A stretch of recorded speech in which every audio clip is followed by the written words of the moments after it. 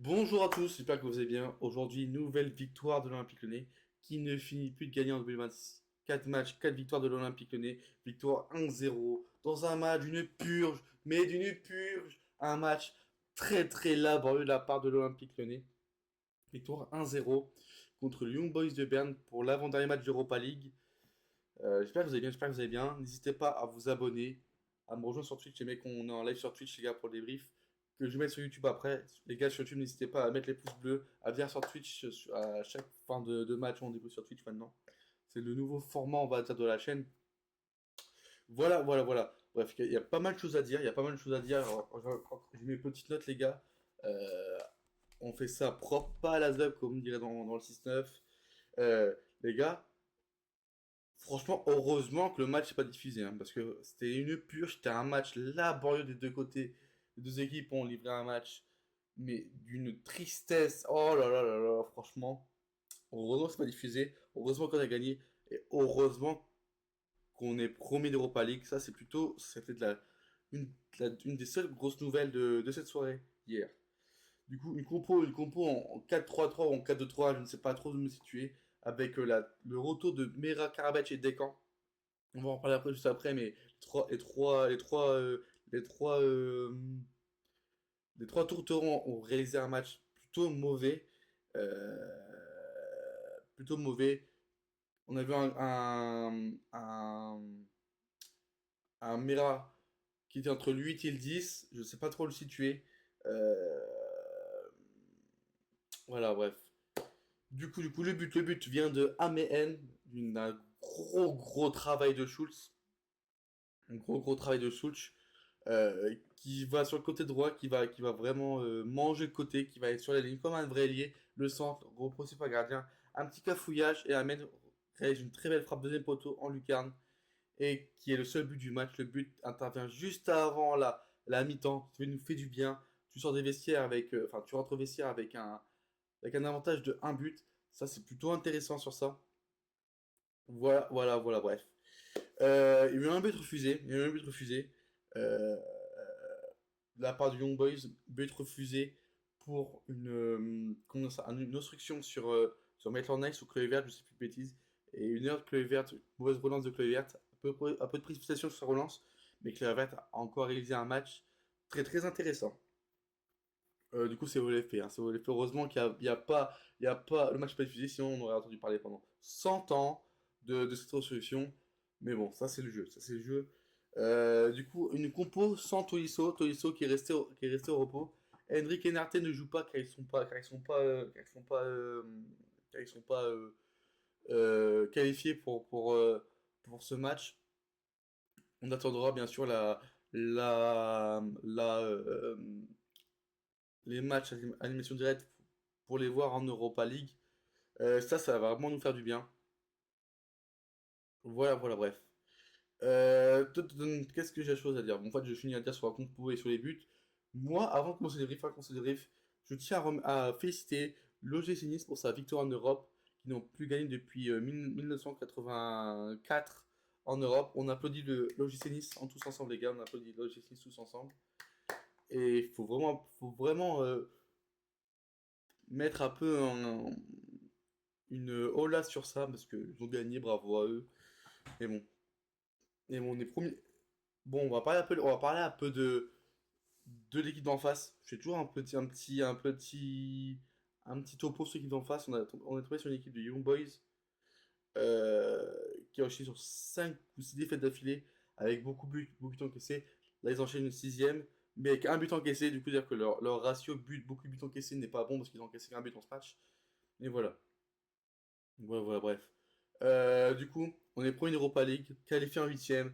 On est assuré d'être top 8. Euh, on n'est pas assuré d'être encore dans le top 2. Parce que si vous savez très bien, si vous avez suivi un peu le topo, c'est que les 8 premiers, ils sont en huitième, mais les deux premiers, ils reçoivent jusqu'en demi-finale d'Europa League. Enfin, ils reçoivent en dernier, je veux dire, c'est toujours bon de recevoir en dernier. Et il nous reste un match. Il nous reste un match contre le PAOK Salonique. À savoir que là, la semaine prochaine, il y a PAOK, PAOK, ouais, le PAOK et Fribourg-Lille. ou Lille-Fribourg. Je sais plus si je joue à Lille ou à Fribourg. Fribourg, ils doivent gagner pour assurer. Non, ils sont dans les premiers d'Europa League et Lille doivent cravacher pour assurer sa place en barrage. Ça veut dire que nous, on va aller jouer l'année prochaine à PAOK, enfin en Coupe de PAOK, avec un peu plus de légèreté. Eux, ils vont devoir puiser les réserves et dimanche d'après, il y a quoi? OL Lille, c'est sûrement à cause d'Olas qui a payé la LFP pour qu'il donne un calendrier favorable à l'Olympique Lyonnais. Et ça, on va parler un peu des rageux. J'entends beaucoup dire sur Twitter, non, mais vous êtes premier, c'est facile, vous allez affronter des équipes mauvaises. Je suis d'accord. On va un peu faire un briefing de nos adversaires en Europe. On a eu quoi? On a eu l'Utrecht, qui est un adversaire un peu faible. On a eu Bâle, faible aussi. Salzbourg, faible. Betis, non, mais tu fais éclater par Betis, ouais, mais Betis, tu envoies l'équipe C, t'as aucune conclusion. On joue le PSG, Fonseca essaie d'assurer un effectif un peu moins fort contre le Betis. On a eu qui? On a eu du coup une Boisière, on a eu qui en Europe? Attends, on a eu qui en Europe? J'ai un petit doute sur les équipes en Europe. Attendez, j'ai un petit doute. Il n'y avait pas la semaine prochaine. Il en manque deux. On a eu Cowhead Eagles. Et on a eu qui? Et on a eu Maccabi Tel Aviv 6-0. En soi, c'est pas des adversaires, c'est des adversaires qui sont à notre portée. Mais notre effectif est largement au bon que l'année dernière en termes de qualité. Et ce qu'on a vécu cet été, on peut être content, on peut savourer être premier en Europa League, les gars. Mais bref, ça c'est son petit côté ouin-ouin. Un petit côté ouin-ouin. On va commencer à parler de foot, les mecs. On va pas commencer à parler de foot. Avec le premier sujet, tiens, j'ai envie de parler du, de Rémi Descamps. Rémi Descamps, auteur d'un clean sheet, je suis d'accord, d'un clean sheet, mais il a fait deux erreurs de relance. Oh, la première, il y a un 6 mètres, il donne, on dirait un bug sur FIFA, genre quand il y a un 6 mètres, et quand tu appuies V sur croix, tu fais ça, tu fais ça, tu fais ça, tu fais ça, tu fais ça, tu fais ça, tu fais ça. Et à un moment donné, les joueurs ils sont super hauts, et du coup ça donne un mal adversaire. C'est exactement pareil ce qu'a vécu Rémi Descamps hier. Euh, et la deuxième relance, il joue, je sais pas ce qui est fait. Genre, il joue, c'est pas un 6 mètres, il avait la balle, et là, je sais pas, il fait une relance dans l'axe avec un joueur qui était pris, je sais plus c'était avec quel joueur, c'était un Testman, je sais pas de bêtises. Il y avait un joueur il était pris, Testman. Et là, il fait une bouse, oh là là. À la rigueur, tu peux rater une relance, après, il n'y a pas but. À savoir qu'il a fait la transversale après, enfin, sur la première truc. À la rigueur, tu peux faire une relance, tu te fais, enfin, tu fais une relance, il n'y a pas but, tu dis, je ferais pas la même erreur. Bah, s'il fait la deuxième, et c'est rageant, et franchement, ça me saoule, là, ça m'a saoulé la deuxième relance, là. Et encore, et regarde, tu te prends pas le but, tu dis, ouais, je fais pas la deuxième relance, on a eu peur, on fait pas la deuxième erreur. Il fait la même erreur. Et heureusement qu'après, l'attaquant, il joue mal le coup, hein. Non, mais je veux bien que ce soit une consigne de Fonseca de relancer court et tout, mais à un moment donné, vous êtes des joueurs de foot professionnels, vous êtes censé avoir un QI foot à se dire, dans cette situation-là, je joue pas court, je rallonge le jeu. Bah non, il fait deux fois la même erreur, moi ça m'a cassé les couilles. Il y avait deux joueurs aussi à donner au tournant de ce match, c'était deux joueurs au tournant. Le premier c'était Kalismera. Kalismera, on a vu dans cette préparation euh, très très intéressant. Et je sais pas, depuis le match contre Rennes, je ne vois plus Kalismera. On a vu deux matchs de Kalismera avant la trêve qui étaient plutôt intéressants, contre Le Havre et contre Saint-Cyr. Mais là, le match de Kalismera était mauvais. Il était fantomatique, il était pas mauvais, il était fantomatique. Et j'attends un peu plus de Kalismera. On sait que c'est un jeune, je suis d'accord. Il faut pas conduire ça sur Kalismera, il faut pas le tailler. Il faut avoir un peu d'indulgence. Je suis d'accord, c'est un jeune. Mais à un moment donné, quand tu as des qualités, j'attends un peu plus de Kalismera quand même. J'attends un peu plus que ça doit être un mec de rotation qui doit être assuré la rotation, des changements, des tout ça. Et franchement, je suis un peu déçu du match de Kalismera. Euh... J'attends un mieux, on va dire. Et j'attends mieux qu'un de Carvalho qui je trouve vraiment qui a pas, je pense pas qu'il y aura le niveau Ligue 1 ou même le niveau professionnel d'un top championnat. Je pense que c'est un joueur qui a le niveau national. Pas grave, c'est déjà très bien d'avoir un niveau national. Mais voilà, j'attends un peu plus de Mera que de Carvalho. Mera, il a 18 ans, il a des qualités techniques et tout. Mais des Carvalho, je vois pas de qualité. Mais bon, en soi, c'est pas grave. Karabec, le match de Karabec, il est d'une mollesse, le match de Karabec. Pourtant, je trouve Karabec, il a des qualités. De centre, très bon gaucher, mais je trouve très limité. Il est pas rapide, il est pas véloce, il est pas athlétique. Et ça, franchement, on l'a senti hier. Le match de Karabec hier, il est vraiment très très mollasson. Voilà, voilà. Fonseca, changement chaotique. Il fait entrer Rémi Imbert. Rémi Imbert, son entrée n'est pas scandaleuse, mais elle est pas. Allez, ok, bof, on va dire ok, bof. L'entrée de Carvalho et Gonçalves, ok, c'est juste pour faire souffler et gagner du temps. Et l'entrée de Mangala, passe de Tagliafico. Ok, Mangala fait. Ok, on va parler après de Mangala, mais Mangala, c'est. Aïe aïe aïe. Non, Fonseca, bon, j'ai l'impression de répéter à chaque débrief. Le changement de Fonseca, c'est toujours du caca boutin. Je sais pas, je sais pas. Il peut nous sortir des, des ressorties balles intéressantes, du jeu intéressant, des jeux en triangle. Euh, mais, mais les changements de Fonseca et la lecture de match de Fonseca, c'est un gros souci. Les Lillois nous ont prévenus sur ça. Et franchement, ben, on le voit sur ça. Par contre, ça c'est la gestion d'AGR. Moi, elle me surprend toujours. Un Berg qui a enchaîné 2 matchs affilés, AGR qui est dans cette optique que je joue pas. Moi, je me demande ce qui se passe avec AGR. Est-ce qu'il a niqué la fin de Fonseca? Moi, j'aimerais bien voir ce que ça donne à JR sur un match de Ligue 1 ou sur un match d'Europa League. Pas forcément qu'il soit titulaire tout le temps, mais qu'on lui donne du temps de jeu. Mais par contre, si y a cet aspect de il n'est pas bon d'entraînement, il donne pas assez de violence, je veux bien, là par contre, je pourrais pas lui sauver, enfin, lui pardonner, tu vois. Quand quand t'es un mauvais entraînement, tu joues pas, tu vois. Et, et Fonseca a raison, s'il n'est pas bon entraînement, il joue pas. C'est la méritocratie. Et, et voilà, je comprends pas la gestion que un Berg qui passe devant, alors que tu fais ta communication tout l'été après le départ de Nico Tazé, Agir avoir du temps de jeu, Moël va avoir du temps de jeu. Au final, il se passe rien. Et moi, franchement, je commence à devenir impatient par rapport à la gestion d'Agir. Qu'est-ce qu'il y a à dire sur ce match? Non, c'est bon. Agir. Hop, on passe à la deuxième page, les gars. Du coup, putain, et franchement, les débriefs sur YouTube, enfin sur Twitch, c'est un peu plus long. J'ai un peu plus la voix, un peu. Bref. Mangala. Moi, est-ce que vous êtes inquiet par rapport à Aurel Mangala? Son entrée, je l'ai pas trouvé si dégueulasse que ça, mais il n'y a plus d'essence dans le réservoir. Il n'y a plus rien. Je le trouve lourd, je le trouve en surpoids. Moi, je trouve ça inquiétant quand même, mine de rien, car il sort des croisés, ok. Ça fait un mois qu'il doit reprendre, on va dire. Là, je trouve qu'il est à court physiquement, tout ça. Et moi, j'espère que. Et à savoir qu'il a un gros salaire, c'est-à-dire que c'est compliqué. C'est ça qui est inquiétant, mine de rien. Euh, et... ouais. Morton, j'ai pas besoin d'écrire sur Morton, mais j'ai pas besoin d'en parler, Morton. Encore un match XXL de Tyler Morton.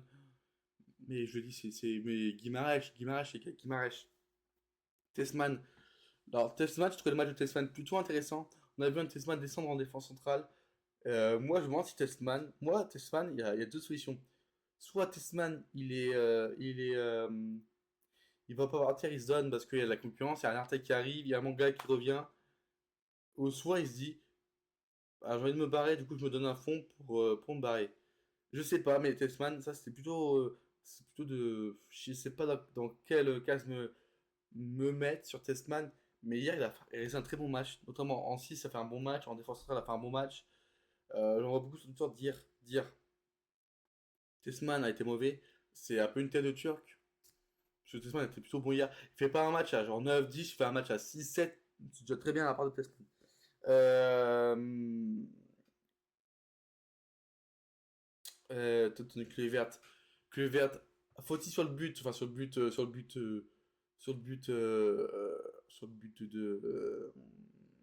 refuser des Young Boys. Mais franchement, il a mis 3 coups de physique et je fais what? Frère, mais il a envoyé. Doucement, doucement, Ruben, doucement, doucement. Doucement, doucement. Euh... Waouh, waouh, waouh. Et franchement, Kluivert, là, il commence à vraiment. On peut vraiment faire quelque chose avec ses défenses centrales, hein. Il continue à être bon. À savoir que Mata qui enchaîne, qui enchaîne, qui enchaîne. Et franchement, on voit vraiment Mata fatigué. Alors, hier, son match n'a pas été si scandaleux que ça, il fait pas un mauvais match. Mais par contre, il y a deux actions de Mata qui m'a un peu étonné. C'est en tout début de match, il sort comme un teubé. Il y a un espace de fou. Si Kluivert était dans un mauvais mood, il y aurait eu but. Mais wow, Mata, quand il défend face à un DC, quand il défend comme à l'intérieur en DC, il suffit à chaque fois. Et voilà. Bon, on va passer aux notes, les gars, j'ai rien de chose à dire. Ça fait combien de temps que je réacte ça? Ça fait 15 minutes, on va passer aux notes, les gars. Les notes, les gars, je vous explique, ça sera sur Paint. Toutes les notes, comment on va faire, tac, tac, tac. Voici les notes, les gars, hop, ce qu'on va faire, tac. Voilà, on va passer aux notes, les gars. Hop, attendez, tac, je suis pas prêt parce que je suis un gros streamer. Du coup, des camps. Ça me fait chier de mettre une mauvaise note à un gardien qui fait un clean sheet. Mais le match de Descamps, il est deux erreurs. En soi, ça vaut un 4, on va dire un 4, un 4 parce qu'il n'y a pas de il y a pas de but. Mais franchement, s'il y a des buts, s'il marque un but, si on fait match nul ou on perd, il a 2, hein, même moins. Parce que franchement, c'est pas normal que tu fasses 2 heures comme ça. Tagliafico sorti à la mi-temps. D'ailleurs, j'ai mis Mangala ici parce que Mangala est sorti et est rentré à la mi-temps. D'ailleurs, faudrait que je mette Fonseca. 4 pour Descamps. 4, je suis gentil parce qu'il n'y a pas de but, mais ces deux relances qu'il fait sont vraiment merdiques, hein. Tagliafico, un bon match de Tagliafico, solide, rien à dire, ça va un bon 6 pour Tagliafico, bien tassé, rien à dire. Mata, euh, ouais, ça va un bon 6 pour Mata aussi. Ruben Kluivert, ça va un bon 7 pour Kluivert, on va dire un bon 7. 7,5 s'il n'y aurait pas eu cette erreur. Maitland Nice, buteur. Perso, Maitland Nice, j'ai bien aimé le match de Maitland Nice. Buteur.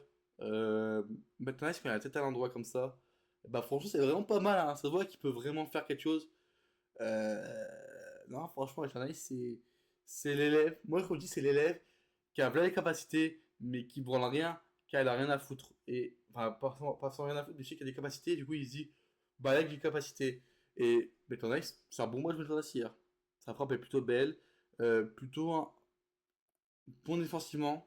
Bon, c'est pas. De toute façon, son match, c'est pas un 8-9, mais c'est un bon, il y a un bon set pour mettre en ice, bien mérité. Testman, euh, un bon match, Testman aussi. Un peu moins bon que. Un petit peu, ouais, un bon 6 pour Testman. C'est déjà très bien 6,5 par contre.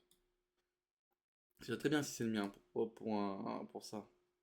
Mortadon, rien à dire sur son match, ça vaut un bon 7,5 pour Mortadon. Bien mérité, bien tassé, rien à dire. Mera, en soi, son premier temps est vraiment mauvaise, mais Mera, c'est un bon 5 pour Mera, on va dire un bon 5. Morira, et bah, franchement, j'ai pas trouvé le match de Morira si moins virevoltant que d'habitude. Mais il fait pas un match si horrible que ça. Moins rapide que d'habitude, moins tranchant que d'habitude. Mais en soi, bonne qualité de centre. Pouvoir but de Morira, une belle frappe en première. Bon, c'est pas le meilleur match de Morira, c'est pas le pire. Bon, 5 minutes pour Morira. Pavel. Pavel, je sais pas comment noter le match de Pavel. Il est très intéressant sur le but car il fait tout le travail sur le but. Intelligent sur la défense et tout. Au niveau du physique et tout. Mais il fait pas un match genre, ah ouais, c'est un bon 6 pour Pavel, on va dire. Non, un bon 5,5 pour Pavel. Mais bon. Karabech, ça vaut 4,5 pour Karabech, on va dire. Un bon 4,5. Un bon 4,5. Et Mangala, son entrée, ouais, bon 5 pour Mangala. On a parlé tout à l'heure, c'est. Est-ce que c'est inquiétant? Je ne sais pas. Pour vous, est-ce que c'est inquiétant le match de Mangala? Top du match. Bah, top, je vais mettre en accent top. Et en flop, je vais mettre Karabatic en flop, hein. Après, en top, mention spéciale à Morton, à Testman, à Kluivert.